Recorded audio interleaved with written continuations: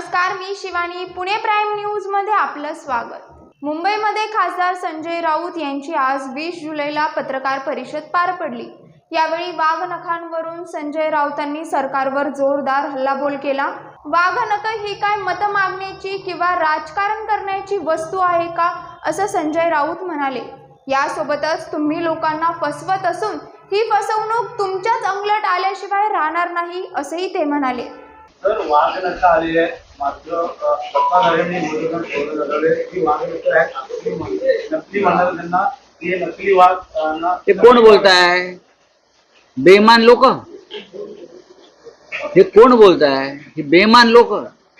खंडूजी खोपडे, सूर्याजी पिसाळ यांची औलाद हे आम्हाला नकली बोलणार. ज्याने शत्रूशी हात मिळवणी केली, ज्याने हिंदुहृदय सम्राट बाळासाहेब ठाकरेंच्या विचारांच्या पाठीत खंजीर खुपसला, हे आम्हाला नकली बोलणं. मुळात वाघनख ऐतिहासिक आहेत असतील. छत्रपती शिवाजी महाराजांनी खरोखरच ती वाघनख वापरले असतील तर आम्ही तर प्रणाम करतो वाघनखांना. पण इतिहास सांगतो, इतिहास तज्ञ सांगतायत आणि लंडनचं म्युझियम सांगते, खात्री नाही ती वाघनख तीच आहेत का, याविषयी कोणीही खात्रीनं सांगू शकणार नाही. तुम्ही जसं एकेकाळी भारतीय जनता पक्ष गंगाजलाच्या बाटल्या विकत होतं मतांसाठी, 1991 नंतर देशभरात गंगाजलाच्या बाटल्या विकत होते. कुठलंही पाणी भरायचे आणि गंगाजल म्हणून विकायचे. कुठलंही पाणी भरायचे बाटल्यामध्ये आणि गंगाजल म्हणून घरोघर विकायचे.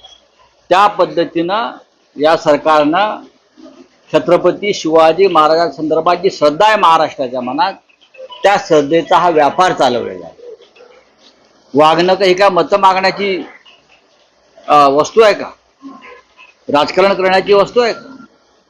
ऐतिहासिक आहे, श्रद्धेची जागा आहे आणि लोकांना फसवताय तुम्ही. ही फसवणूक तुमच्या अंगलट आल्याशिवाय राहणार नाही.